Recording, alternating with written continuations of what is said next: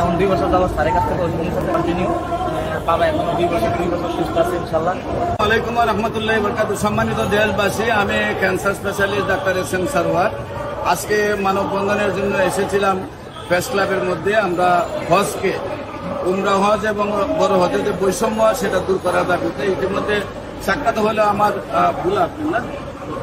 বুলার এক ভাইয়ের সাথে। তার বাবা আমার কাছ থেকে ক্যান্সার চিকিৎসায় তার বাবা আমার এখানে ক্যান্সার চিকিৎসা সুস্থ হয়েছিলেন। আমরা একটু তার মুখে শুনবো। আপনার নাম? সাহারুল আলম। আপনার পিতার নাম? সালাউদ্দিন আলম। আপনার মায়ের নাম? আপনার গ্রাম? শহর গুলা।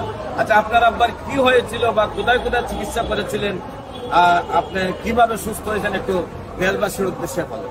আসসালামু আলাইকুম, আমি শাহরুল আলম, বাংলাদেশ পুলিশে নিয়োজিত আছি। আমার আব্বু একজন স্কুলের টিচার ছিলেন। আমার বাবা ক্যান্সারে আক্রান্ত হয় আজ থেকে আরো 3-4 বছর আগে।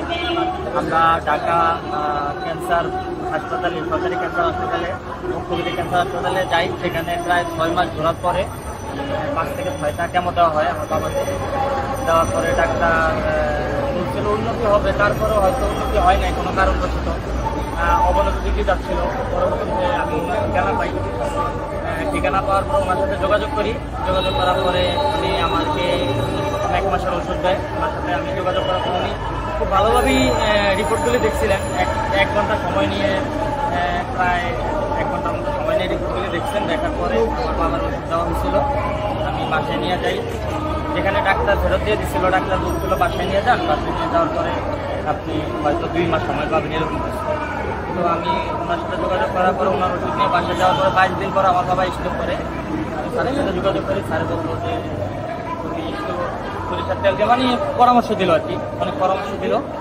পরামর্শ দেওয়ার পরে আস্তে আস্তে উনি স্বাভাবিক হয়। আল্লাহর রহমতে এখন 2 বছর যাবত স্যারের কাছ থেকে ওষুধ নিতে কন্টিনিউ। বাবা এখনো 2 বছর সুস্থ আছে ইনশাআল্লাহ,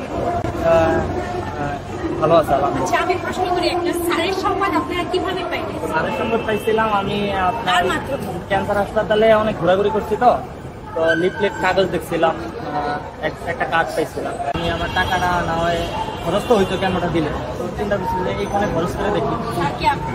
হ্যাঁ, এই স্যারের সাথে কথা